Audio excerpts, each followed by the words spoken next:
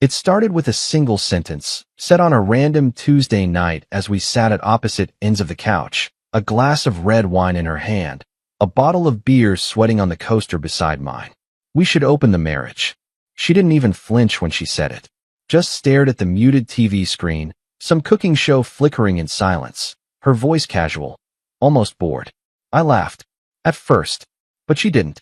Julia turned to look at me, her lips tight, eyes unreadable. "I'm serious," she said. "I've been thinking about it for a while." My mouth went dry. After 17 years of marriage, after 2 kids, a mortgage, holidays with her parents, and slow Saturday mornings with the crossword puzzle, this was not the sentence I ever expected to hear. And certainly not in that moment, after meatloaf and mashed potatoes. "Why?" I asked. She sighed and swirled the wine in her glass, like she was contemplating a complex vintage, not the collapse of the structure we'd built together. "Because I don't want to feel old yet. I don't want to die knowing I only ever touched one person. I'm not saying we're broken. I love you. I want to feel something new again." That word, new, clanged in my head like a warning bell. It sounded like code for "you're not enough anymore." Still, I didn't argue. Not then. I didn't get angry, didn't throw my beer at the wall, or storm out. I asked stupid questions. How would it work? What were the rules? Was she already seeing someone? She told me she wasn't. Not yet. But she wanted permission to. Julia pitched it like a vacation. A temporary escape. "It's just sex," she said, smiling like it was obvious. "Don't make it complicated." But it was complicated. How could it not be?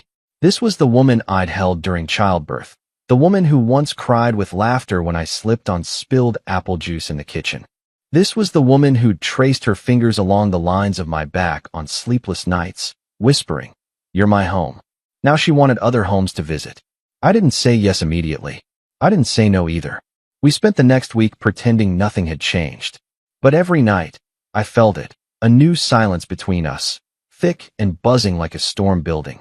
The night I agreed, it wasn't because I wanted to. It was because I was afraid that not agreeing would mean the beginning of the end. And I wasn't ready for the end. So I said yes. I even smiled when I said it, like I wasn't flinching on the inside. Julia leaned over and kissed me, her lips warm, soft, familiar. "Thank you," she whispered. "I knew you'd understand." I didn't. Not even close. We didn't jump into it immediately. There were rules drawn up like we were negotiating a business merger. No friends. No emotional attachment. No one from work. Always use protection. Full honesty, but only if asked. Check-ins every Sunday night. She was glowing when she wrote them down in her phone. She looked younger already. More alive. I watched her through the haze of my own confusion. That familiar body I'd touched 1,000 times. That face I knew better than my own. It was like watching a new person grow inside her. And she wasn't hiding it. She liked the idea of possibility. Of attention. Of being desired again. And me? I felt like a man aging in reverse. Like I was losing years of confidence with each passing day. I started seeing a stranger in the mirror. I couldn't stop wondering what she'd wear when she went out. If she'd wear that perfume she used to save for date nights. If she'd put on the lace panties she never wore anymore. And worse, I started wondering who would get to see her that way. My phone buzzed one night when I was at work late. Just a photo. Julia in the mirror of our bathroom, in a red dress I hadn't seen in years. Hair curled, lips done up in a shade of red I knew she wore when she wanted to be kissed hard. "Wish me luck," was all she wrote. I stared at the screen like it was a landmine, unsure of how to step around it. My fingers hovered over the keyboard, unsure what response a husband gives when his wife sends him a sext that's not meant for him. I typed, "Be safe," then deleted it. Typed, "Have fun." Deleted that, too. I settled on, "You look amazing." She responded with a heart. And then, nothing for the rest of the night. When she came home later, I was in bed pretending to be asleep. I heard her heels click on the tile. The water ran in the bathroom. Her perfume followed her into the sheets like a ghost. She didn't say a word. Neither did I. I didn't ask if it had been good. If he was good. If it was everything she'd hoped for. Instead, I lay there, eyes closed, imagining another man between her legs, her back arching the way it used to for me, her mouth whispering someone else's name in the dark. That night, I touched myself in silence, turning my back to her. It wasn't anger. It wasn't lust. It was mourning. I didn't feel young again. But she did. And that, I guess, was the point. It started with a Facebook post. Just one of those innocuous, nostalgia-baiting updates from the old high school page. Someone had shared a flyer for our 25th reunion. Neon colors. Bad clip art. One last dance, scrawled across the top in glittery font like prom night never ended. I almost scrolled past it. But something made me pause. Maybe it was the idea of seeing those faces again. The ones that knew me before I became someone's husband, someone's father, someone's backup plan. Or maybe it was the name I saw in the comments. Emily Vance. My thumb froze over the screen. I hadn't seen that name in 2 decades. And yet, it felt like she'd been hiding in the wallpaper of my memory all this time, waiting for the right moment to come back to life. Emily, the girl from prom night. The one I almost loved. The one I did love, but never said it. Because back then, you didn't say things like that out loud. Not unless you were sure they'd say it back. We dated for most of senior year, but we weren't the kind of couple people expected to last. She was artistic, free-spirited, a little wild. I was not. We didn't break up, exactly. Life just happened. She left for a college across the country. I stayed and played it safe. And prom night? Well, that's when everything changed. We danced. We kissed. We said maybe we'd try long distance. Maybe we'd write. But the truth was, she left before we ever got to that moment. The one we both wanted. The one that would have made it impossible to just drift apart. For years, I convinced myself that was a good thing. That if we had, it would have made losing her worse. Now, at 43, I was staring at her name like a man staring down a fork in the road he never took. I clicked her profile before I could stop myself. Same smile. Softer now.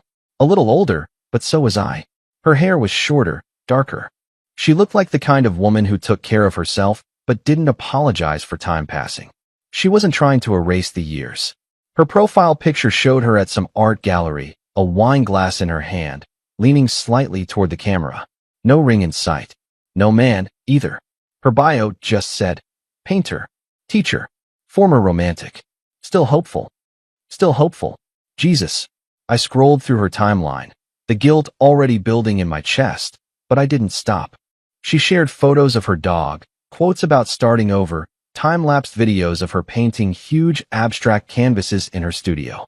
A few posts about her upcoming visit back to town. See you at the reunion. Can't believe it's been 25 years. I didn't even realize I was smiling until I caught my reflection in the darkened screen. Something tightened in my throat. A pull. Familiar and dangerous. That night, Julia came home late again.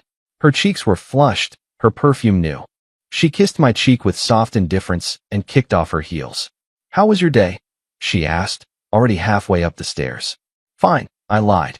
I didn't tell her about Emily. Didn't mention the reunion post or how it had dug its way under my skin like a song I hadn't heard in decades, but still knew every lyric to. Instead, I poured a glass of scotch and sat in the dark of the living room, staring at the cursor blinking on the Facebook message window. Hi, Emily. Long time no see. I hovered over the send button for 20 minutes. I thought about how dangerous it would be. How stupid. How hypocritical. My wife was out exploring her newfound freedom, and here I was thinking about someone who had nothing to do with any of this. That was the thing. This wasn't revenge. This wasn't tit for tat. This wasn't about Julia at all. It was about me. About something I had buried for so long I forgot it was still alive. I thought of prom night again. Her hand in mine. The way she'd looked at me when the music slowed and everyone else faded. The kiss we shared in my car after. The one that lingered longer than we meant it to. The way she whispered, if we don't see each other again, just know you were my favorite part. I told myself I imagined that line. That it was nostalgia rewriting the past. But now, I wasn't so sure. I clicked send before I could overthink it. Just like that, it was done. I stared at the screen, heart pounding like I was back in high school. As if I hadn't spent the last 2 decades learning how to be a responsible adult with a 401k and a crumbling marriage. The message just sat there, unseen, mocking me. I didn't sleep much that night. Kept reaching for my phone like a teenage boy checking for a text that never came. But in the morning, at 6:12 a.m., I saw it. Emily Vance has seen your message. And beneath it, a reply. I've wondered about you for years. Want to catch up before the reunion? I stared at it, rereading those words a dozen times. I could almost hear her voice again, like a breeze through an open window I didn't know I'd left cracked. And just like that, the past wasn't gone anymore. It was here, and it had a face. The coffee shop we chose was a halfway point. Not quite downtown, not quite the suburbs. One of those artsy little corners that tried to pretend it hadn't been a mattress store 3 years ago. Edison bulbs, indie music, baristas with sleeve tattoos and soft eyes that told you they understood pain, or pretended to. I got there early. 15 minutes early, to be exact. Not because I was nervous, because I wasn't ready to not be nervous. She walked in like she'd never left. Emily. And for a moment, it was 1998 again. Senior year. Summer air on our skin. Her hand in mine at that stupid carnival we snuck into after curfew. A time when we thought the world was waiting to be swallowed whole. She wore a long coat and jeans, a green scarf wrapped loose around her neck. No makeup that I could see, just a slight natural flush to her cheeks, and those same sharp brown eyes that used to undo me in a single glance. When she saw me, she smiled. Not big, not showy, soft, warm, like her eyes had just found something they didn't realize they were missing. I was afraid you'd bail, she said, sliding into the seat across from me. I almost did. She smirked. Me too. It was awkward at first. The conversation stuttered like a cheap car in winter. We talked about safe things. Work, travel, art, the weather. She asked about my kids. I asked about her dog. We both danced around the real reason we were there like it was radioactive. I couldn't stop staring at her mouth. She had the kind of lips that made every word feel heavier. I remember once, back in high school, she made the word always sound like a promise you wanted to keep, even if you knew you wouldn't. Her hair was shorter now, more adult, but when she pushed it behind her ear mid-sentence, it was the same girl I remembered sitting cross-legged in my bedroom, humming along to an old Counting Crows album. I almost didn't come to the reunion, she said, her fingers brushing the rim of her mug. But when I saw your name in the comments, you wondered. I always wondered, she said. That hit harder than I expected. A quiet punch right to the chest. I nodded, looking down at the foam swirling in my coffee like it might give me an answer. Did you ever think about prom night? I asked. Her head tilted, lips quirking slightly. All the time. I didn't mean to stare, but it happened anyway. The weight of that sentence hung between us, silent and loud all at once. We came so close, she added, her voice dipping lower. To something. We were too young. Maybe, she said. Or maybe we were just too afraid. I laughed under my breath. Still am. She looked at me then, long and deliberate. You don't seem afraid. You don't know me anymore, I said. I think I do, she replied. Maybe better than the people who see you every day. That stuck. It stuck. Because she wasn't wrong. Sometimes, the people who knew you before you built the walls are the only ones who can see through the cracks. Are you happy? She asked. I didn't answer right away. I couldn't. I don't know what that means anymore. She nodded like she understood. And I believed her. Silence stretched again, but not the awkward kind. The kind that feels like the air is charged. Like something's waiting to be said, but you're not sure either of you should be the one to say it. I saw your message, she said finally. And I sat with it. For a long time. I think I was afraid of what it would stir up. And did it? I asked. She smiled, but it didn't quite reach her eyes. Oh yeah, it stirred. She leaned forward, resting her forearms on the table. Do you remember that last dance? At prom. She nodded. Of course I do. You wore that deep red dress. You kept looking at my back. I felt heat rush to my face and laughed. I was 17. I was looking at everything. Well, she said, I was looking at you. That pulled the breath right out of me. You never kissed me again after that night, she said. I was scared I wouldn't stop. I wanted you to. That silence again. Only this time, it had weight. I swallowed hard. We could have had something back then. She met my eyes. Maybe we still can. That stopped the world. I leaned back slightly. Are you saying that because it's been a long time? Because we're both chasing something we lost? No, she said. I'm saying it because I never really forgot you. Not completely. And from the look on your face right now, you didn't forget me either. She was right. I hadn't. The music playing overhead shifted into something slow, a modern cover of an old ballad. Something about time being a circle. She smiled, listening. Funny, she said. They always play this song at the end of weddings. And now here we are. I'm married, I said, because I needed to say it. I know, she replied, without flinching. So am I, technically. Technically? It's been over for a while. We just haven't drawn the line yet. And then she said something that made my pulse jump. I wondered if you'd be there. It was the way she said it. Like a secret she'd been holding on to. A hope she'd let herself believe in for just a little too long. Like she'd been waiting for me. Not just at the reunion, but longer. Julia was humming when I walked in the door. That surprised me more than it should have. She didn't hum anymore. At least not around me. Not unless it was part of some performance for the kids, or a moment she forgot I was even there. But there she was, standing barefoot in the kitchen, hips swaying ever so slightly, as she sliced cucumber for one of those detox salads she'd started obsessing over. Her hair was pulled back in a loose ponytail, her tank top clinging to her in a way that felt intentional. "Hey, stranger," she said, without looking up. "You're home early." I checked the clock. 6:03. Earlier than she expected, maybe, but not early. Meeting ended early. I replied, slipping off my shoes. Didn't feel like hanging around. She nodded, still focused on her cutting board. "You smell like espresso." I paused. "Met someone for coffee." Her knife stopped mid-slice. "Oh." I waited. She looked up. "Just a friend." I held her gaze. "Yeah, someone from high school. Emily Vance." There it was, the brief flicker in her expression. Recognition. Curiosity. A second too long before she smiled. "Oh, Emily," she said, drawing the name out like she was tasting it. "She was at prom with you, right? The artist?" "Yeah. We ran into each other online. Turns out she's going to the reunion too." Julia picked up a slice of cucumber and popped it into her mouth. "That's sweet. Old flames catching up. Very high school sweetheart of you." The way she said sweetheart made it sound like a dare.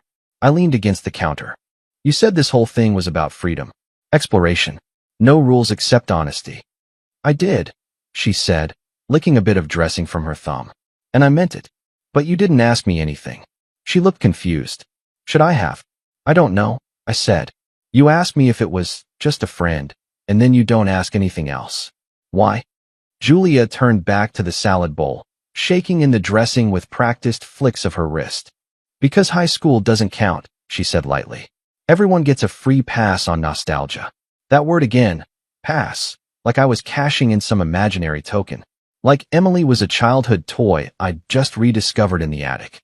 "She wasn't just nostalgia," I said. Julia's eyes flicked toward me, cool and amused. "So what was she?" "I don't know yet." Her lips parted slightly, a small exhale leaving her like I'd punched the wind out of her without touching her. She closed the salad container with a sharp snap. "Are we talking about falling in love now?"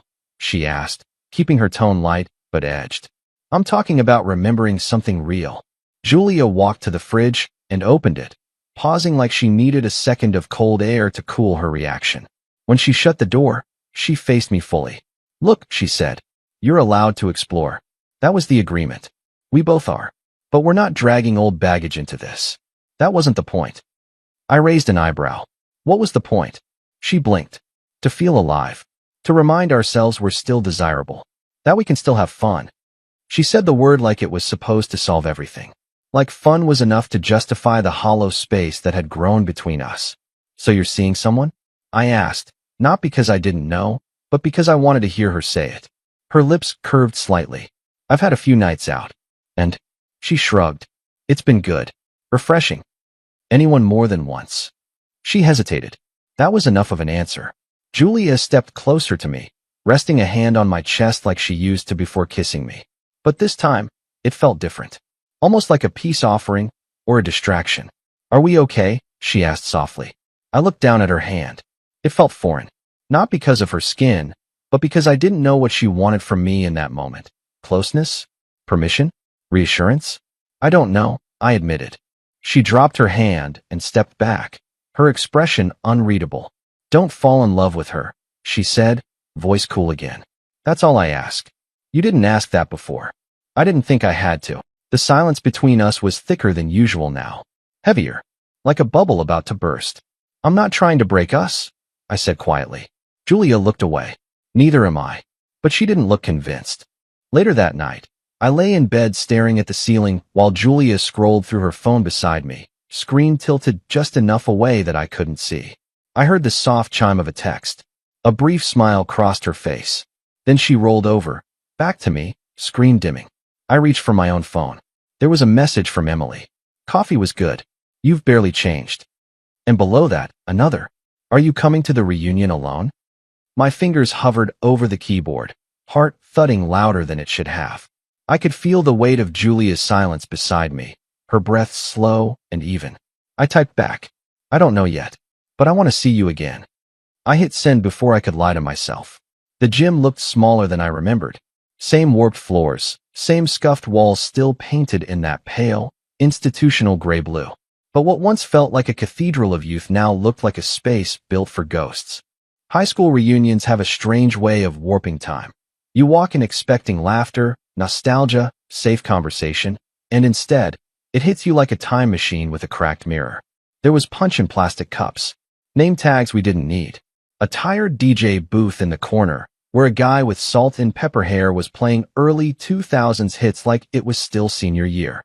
And balloons, so many damn balloons, like someone couldn't let go of the idea that we were still 16. I stood there longer than I should have, hovering at the edge of it all, nursing a drink and watching the swirl of middle-aged conversations and hollow smiles. Then I saw her, Emily, and the room changed. She wore black, simple, elegant, confident. Her dress hugged her curves with just enough suggestion to make memory and reality bleed together. Her hair curled at the ends, loose and wild in a way that made her look younger than she had at the coffee shop. She didn't see me right away. She was laughing with someone, hand resting on a wine glass, head tilted just so. She still had that laugh. The one that came from deep in her chest, not her throat. It made me feel like I'd been punched lightly in the ribs. I walked over slowly, heart stupidly loud in my ears. When she turned and saw me, her smile shifted. Softer, sharper, like she'd been waiting for that exact moment. Hey, stranger, she said. I smiled. Deja vu. She nodded at the dance floor, where a few brave souls were moving awkwardly to a pop remix of an old Usher song. It's like nothing's changed and everything's changed all at once. Exactly. We didn't say anything for a moment.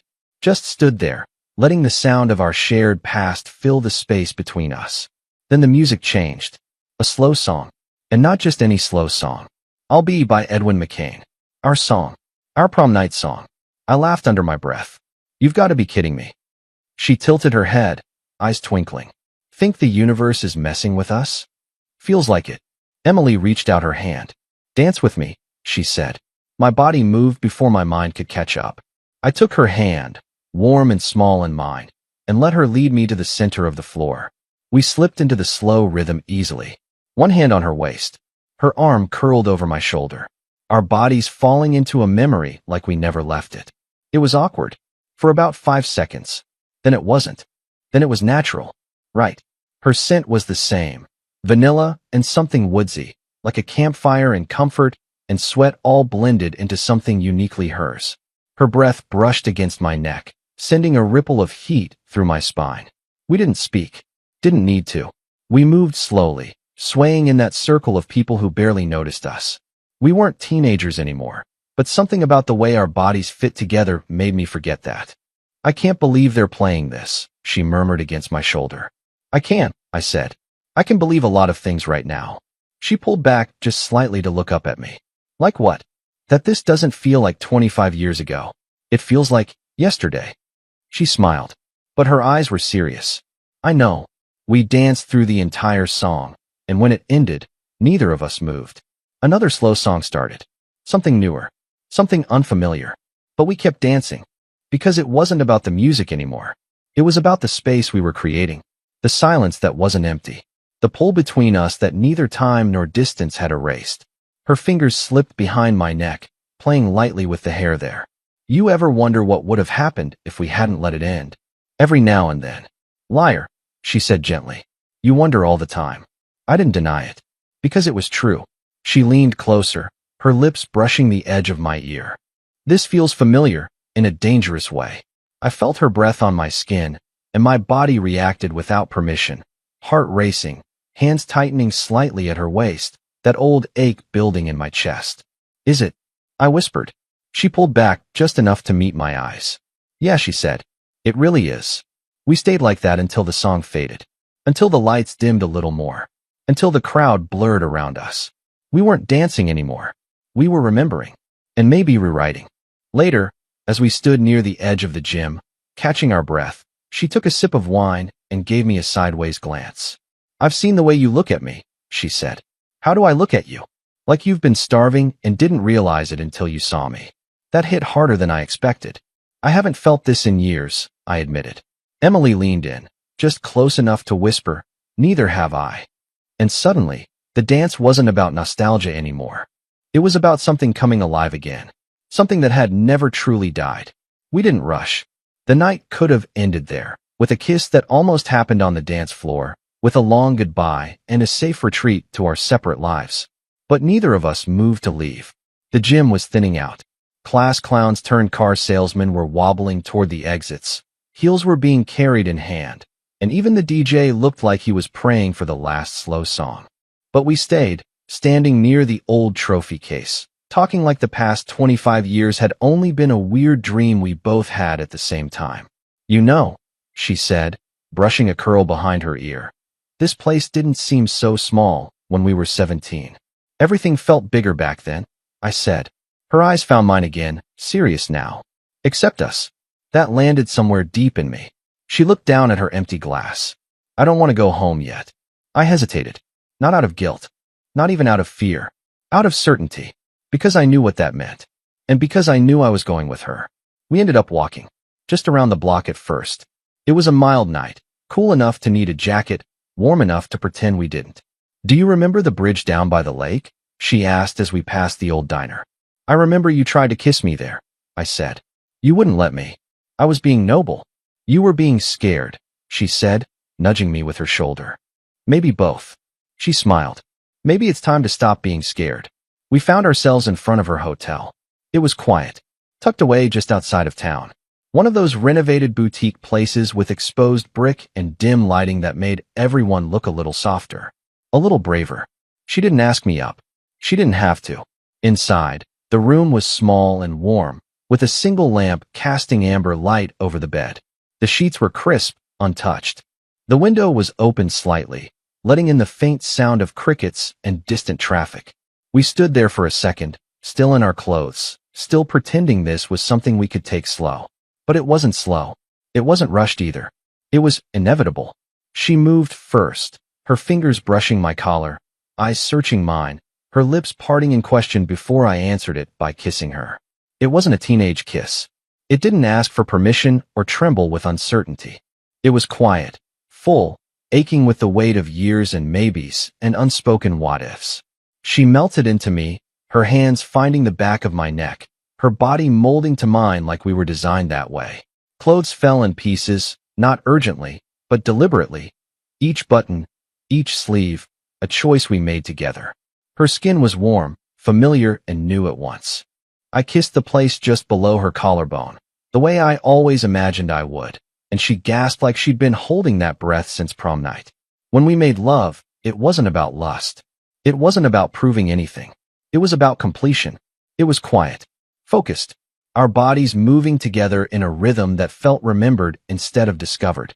There were no acrobatics, no words, just breath and heat and the soft sound of skin against skin.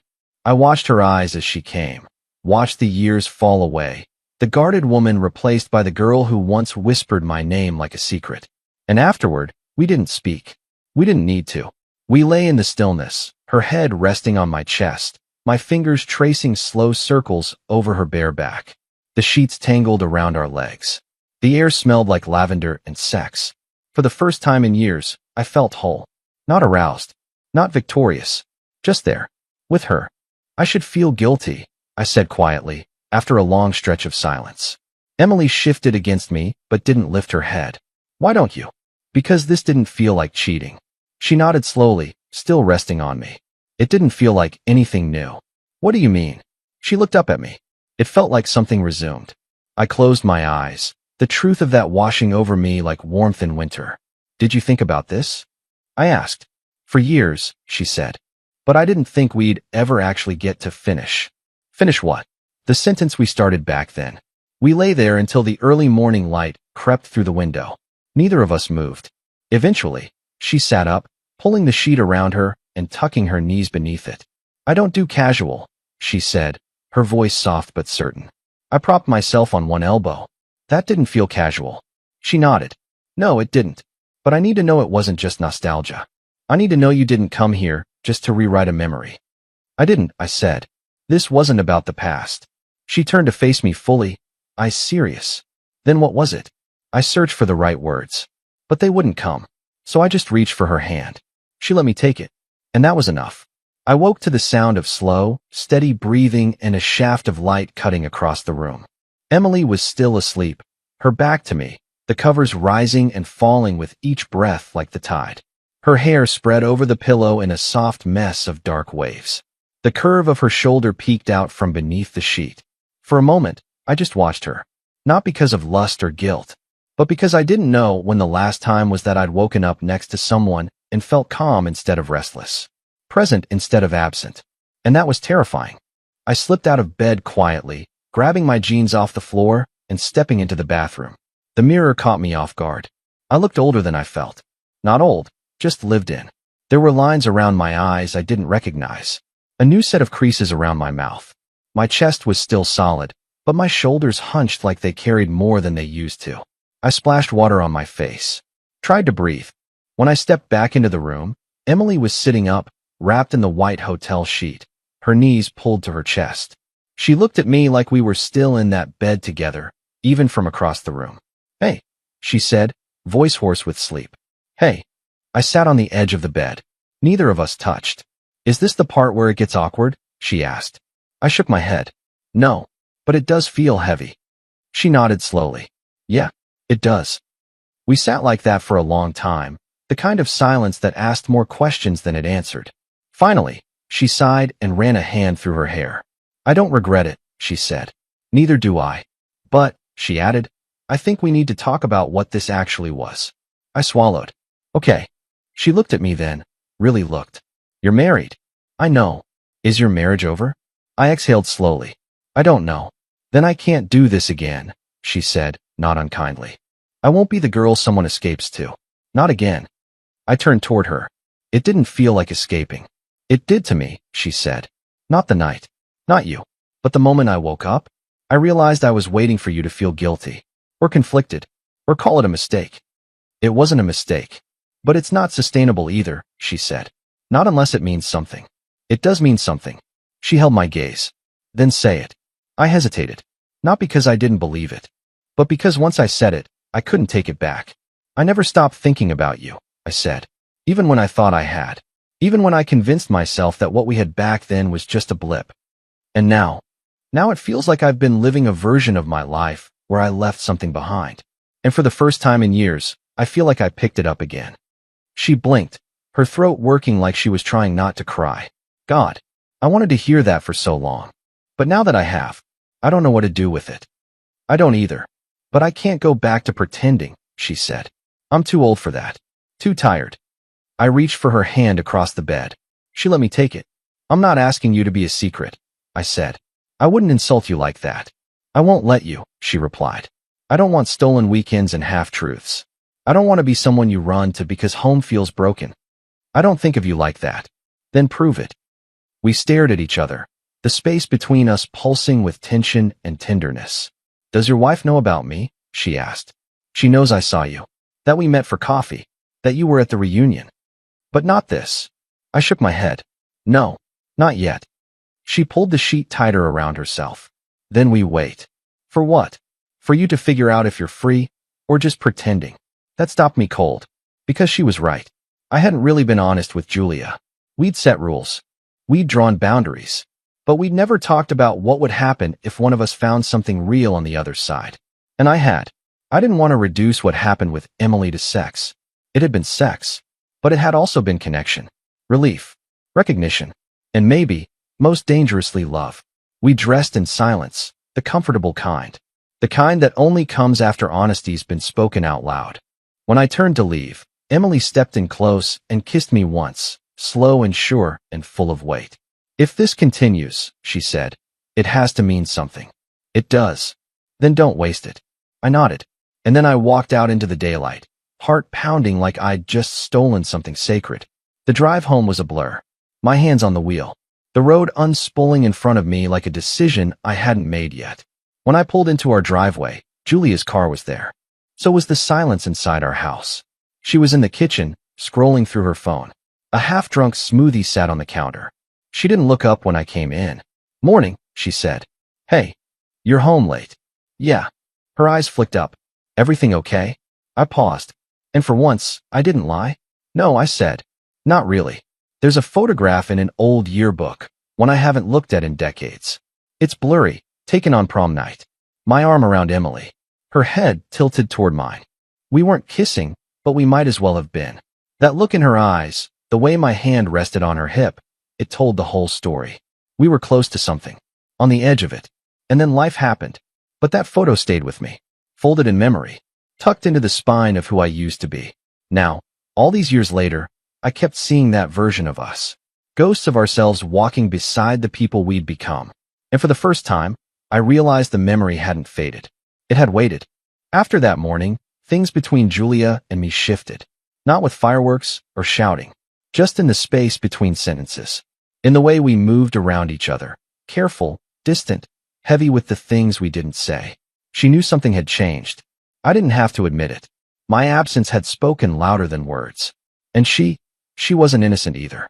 The texts, the weekend trips to clear her head, the sudden secrecy with her phone. We were both building something outside of the marriage and pretending it was fine because we'd agreed it was allowed. But there's a difference between freedom and abandonment, between adventure and escape. That Sunday, she made coffee and sat at the table like nothing was wrong. Her hair pulled into a loose bun, wearing one of my old t-shirts. "You've been quiet," she said. "So have you." She stirred sugar into her mug. "Did you sleep with her?" I didn't lie. "Yes." She didn't flinch, just looked down into her coffee. Did it mean anything? It did. Silence stretched between us. When she finally looked up, her expression wasn't rage. It was sadness. "You broke the rule," she said. "You broke it first," I said quietly. "You just didn't realize what it meant." Julia leaned back, crossing her arms. "I never tried to fall for anyone. I was careful. And I wasn't looking to fall. I was remembering someone I never stopped carrying." She swallowed hard. "That makes it worse." "Maybe." Another silence. I stood from the table, walking to the window. The backyard looked the same, morning light hitting the grass just right. The swing set still hanging where we left it, even though the kids hadn't used it in years. "Do you love her?" Julia asked behind me. "I don't know what to call it yet," I said, "but it feels real." "And us?" she asked. I turned to face her. "You asked me to say yes to something I didn't want. And I did. Because I was scared of losing you. And now I'm scared of losing myself." She didn't cry. Neither did I. Maybe we'd already shed the tears years ago. Quietly. In all the nights we didn't touch. In all the mornings we passed each other like furniture. That evening, I drove. No destination in mind. Just roads and memories. Somewhere along the highway, I started replaying that night. Prom night. The way Emily looked in that red dress. The way her fingers found mine during the slow song. The way we kissed outside the gym, her back against the brick wall, her breath hot against my cheek. We didn't have sex that night. We didn't need to. What we had was more dangerous. It was possibility. And now? Now we'd stepped back into that possibility with eyes wide open. It wasn't about chasing youth anymore. It was about reclaiming truth. I called her. "Hey." Emily answered, breathless. "Busy." "No," she said. "Just painting." "Can I see you?" She hesitated. "You okay?" "I think so." A pause. "Come over." When I got to her place, she opened the door barefoot, wearing an old t-shirt smeared with paint. Her hair was pinned up, loose strands curling against her cheek. "Didn't think I'd see you this soon," she said. "Didn't think I'd want to stay gone." She stepped aside and let me in. Her studio smelled like linseed oil and something citrusy. A canvas sat on the easel, abstract, dark blues and grays swirling like storm clouds. A single red line cut through the center like a wound. "Is that new?" I asked. "Started it last night." I stared at it. "It's about unfinished things," she said. "Looks like it hurts." She shrugged. The truth usually does. We stood in silence. Then she asked, "Are you free now?" And I froze. Not because I didn't know the answer, but because I knew how much it mattered. "I'm getting there," I said. Emily nodded. "That's not the same." "I know." She stepped closer. "I can't live in a gray area. no matter how good this feels. I don't want you in the gray either. Then say it. I looked at her. Saw her. Not the girl I used to love. The woman standing in front of me, asking me to choose not the past, but the truth. I don't know if the marriage can be saved, I said. And for the first time, I'm not sure I want to. She stepped even closer. Her hand brushed mine. I need you to be sure, she whispered. I'm getting there, I said again. And when I am, I'll be all in. She kissed me, slow, steady, full of things neither of us could say yet. When she pulled back, she whispered, "Prom night never ended, did it?" I smiled. We just needed time to finish the dance. Julia wasn't waiting for me when I got home. The living room was empty, lights off, her car in the driveway, but the silence inside thick enough to suggest her absence. I half expected a note, maybe a message, but there was nothing. Just the lingering scent of her lavender detergent clinging to a blanket on the couch. I sat there for a while, unsure if I was relieved or disappointed. The quiet was no longer peaceful. It buzzed with implication. I made dinner, but didn't eat it. Drank half a beer, poured the rest down the sink. The hours dragged until I heard the key in the lock sometime after 10. Her footsteps were soft, almost hesitant.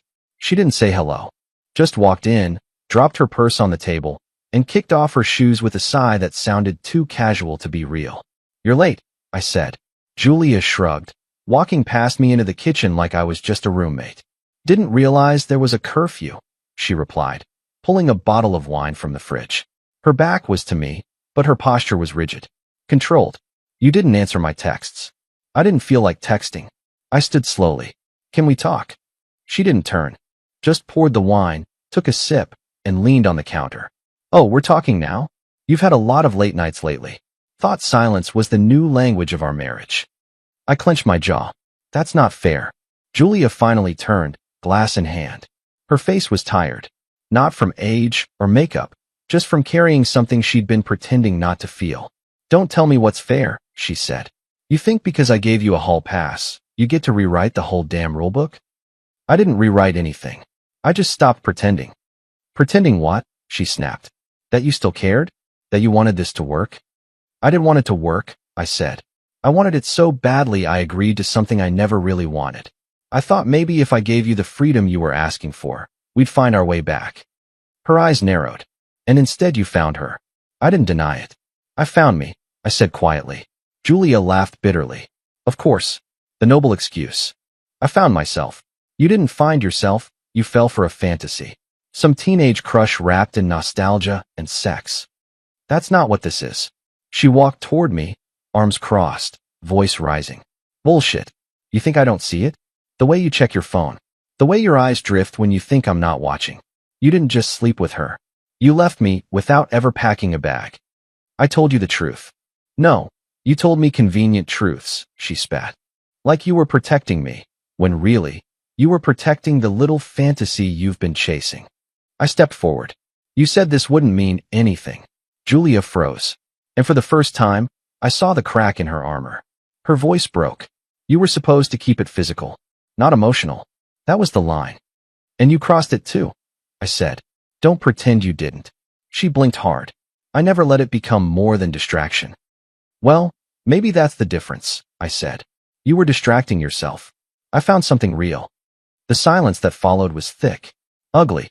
Julia set her glass down a little too hard, wine sloshing over the side.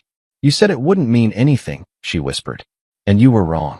She looked at me like I was a stranger in her kitchen. And maybe I was. "You didn't even fight for this," she said. "You just left emotionally the second she gave you attention." "I didn't leave," I said. "I've been gone for a long time. You just didn't notice." That landed hard. She turned away, gripping the counter with both hands like she needed the granite to hold her up. "Do you love her?" she asked again, not turning. I swallowed. "I don't know yet, but I want to find out." Julia nodded, slow and mechanical. "Then I guess we're done." She didn't cry. I didn't either. We were beyond tears. We were standing in the ashes of a marriage burned down by indifference long before desire walked in wearing familiar eyes. I spent the night on the couch, not out of punishment, out of clarity, because the bedroom no longer felt like mine. The next morning, I packed a bag, not out of anger, out of necessity. Julia didn't come downstairs. I didn't try to wake her. There wasn't anything left to say that hadn't already been weaponized. I left the keys on the hook by the door, grabbed my phone, texted Emily. It's over. For real this time. I'm not hiding anymore. The reply came a few minutes later. Then come find me. I've been waiting. I didn't tell anyone I was leaving. Not my parents, not our friends, not even the kids. Not yet. Some decisions don't need an audience. They need silence. Space. Honesty. I didn't storm out. I didn't slam doors or yell or throw blame into the air like confetti. I just packed the essentials, some clothes, my laptop, the toothbrush I'd forgotten I'd bought myself, and placed everything neatly into a single duffel bag. Nothing more than what could fit in the trunk of my car. Leaving your wife, even in an open marriage, isn't dramatic when it's been happening in pieces for years. The loudest part isn't the moment you walk out. It's when you stop looking back. Emily was waiting on her porch when I pulled up. No makeup, hair pulled into a messy knot. She wore a hoodie and leggings, holding a coffee mug in both hands like it was a shield and a welcome sign at the same time. You really did it, she said as I stepped out of the car. I had to. She looked at me for a moment, studying, measuring. Then she stepped down and met me halfway. She didn't kiss me. She just held out her hand. And I took it. We spent that first day in the quiet, not touching much, not talking about the future, just existing in the same space. It was strange how comfortable it felt. She made us grilled cheese and tomato soup for lunch, like it was a snow day. We watched an old black and white movie on the couch, sitting close but not tangled. Our knees touched. Occasionally our hands would find each other, fingers lacing like we'd done it 1,000 times. No sex, no promises, just peace. By nightfall, I found myself sitting in her studio while she painted, sipping wine and watching the brush strokes layer one over the other. I'd never noticed how quiet she got when she worked, how her whole body leaned into the canvas like she was part of it. This feels like the eye of the storm, I said finally. Emily didn't stop painting. You're waiting for the fallout. I think it already happened. She glanced at me. You okay? I shrugged. I'm real. I haven't felt that in a long time. She set the brush down and wiped her hands on a rag. I want to believe this isn't just about escape. It's not, I said. It's about choice. She walked over, sat beside me, pulled her legs up under her. And what are you choosing? You. She studied me. No hesitations? Plenty, I said. But none of them outweigh what I feel when I'm with you. She leaned her head on my shoulder. That's the right kind of fear. We sat like that until the room dimmed and the world outside her windows turned to shadow. Julia called me the next day. I almost didn't answer. But I did. Hey, she said. Her voice was tight, controlled. Hey. So this is really happening? I think it's been happening for a while, I said. She was silent for a long time. The kids are going to ask questions. I'll be there when they do. Another pause. Do you love her? I didn't hesitate this time. Yes. She exhaled, almost like she'd been holding it in for months. Okay, she said. I guess that's the answer I needed. I never meant to hurt you. I know, she replied. But that doesn't mean you didn't. Later that night, Emily and I sat outside on her back porch, wrapped in an old blanket, listening to the cicadas hum through the trees. You know what I realized? I said, my voice low. What? We never really had a first song. Not officially. She looked over at me, smirking. Prom night says otherwise. That was the school's song, I said. Not ours. So what is our song now? She asked, eyes curious. I pulled out my phone and tapped a few buttons. A soft acoustic version of Time After Time began to play. Simple. Stripped. Raw. Emily listened in silence, her expression unreadable. When it ended, she looked at me. That's a bold choice. You don't like it? I love it, she said. It's perfect. Bittersweet. Hopeful. Honest. Kind of like us. Exactly like us. We stood, and without speaking, I held out my hand. She took it, and we danced there on the porch, barefoot, wrapped in a blanket, the stars dim above us.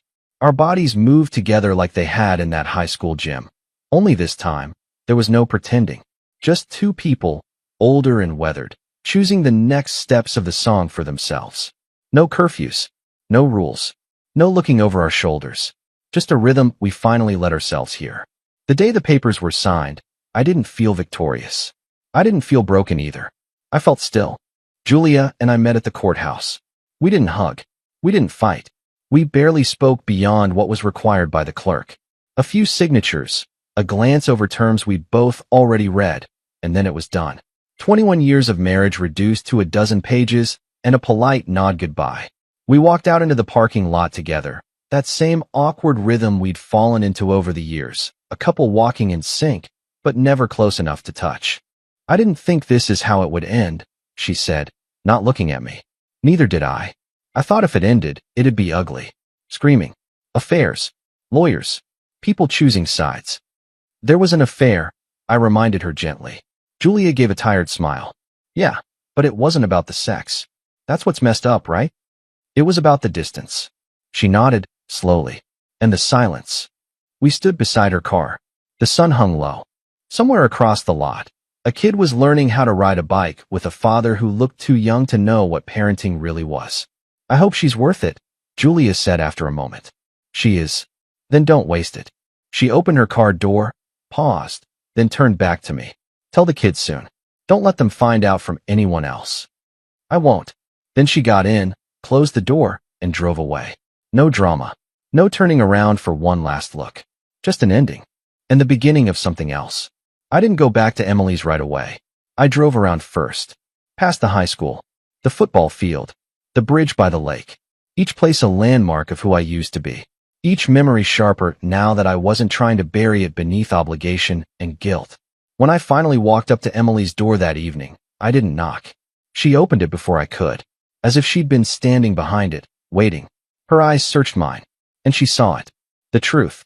Is it done? She asked. Yes. And are you free? Or just pretending? I'm free, I said. She stepped back. Let me in. We didn't rush the moment. We moved through the night like we were rediscovering something sacred. No hunger. No desperation. Just closeness. Her body against mine, warm and familiar. Our skin learning the language of comfort instead of urgency. We made love slowly. No music. No lights. Just hands, breath, and the sound of rediscovered peace. After, we lay tangled in the sheets, the window open, a breeze rustling through the curtains. I was scared you'd change your mind, she said quietly. I did, I replied. She tensed. I turned toward her. I changed my mind about pretending, about hiding, about accepting a life that wasn't honest. I changed my mind about believing that what we had was a story from another life. Emily exhaled. Good. We lay there, our fingers intertwined, not needing to define it, just living in it. A week later, there was a small gathering at the local winery. A second reunion, of sorts, casual, no tuxes or speeches. Just friends from high school, laughter, and the buzz of years catching up in real time. Emily and I went together. No one said anything about it directly, but they noticed. The way we held hands, the way we moved together, the subtle smiles, the quiet ease. I saw Julia across the patio, talking to someone from our graduating class. She caught my eye, and in that split second, she smiled. Not bitter, not sarcastic, just resigned, and maybe a little relieved. I nodded. She nodded back. It was done. As the sun dipped below the hills and the music picked up again, a familiar song started. Slow, melancholic, a cover of something we danced to decades ago. Emily raised her eyebrows. I held out my hand. She took it, and we stepped out onto the dance floor. This time, the dance wasn't for closure. It wasn't for nostalgia. It was for us. Her head rested against my chest, my hand at the small of her back, her heartbeat steady against mine. No missed chances. No more pretending. Just two people choosing, finally and fully, to finish the dance we'd started on a night full of glitter and youth. The last dance, and the first of many.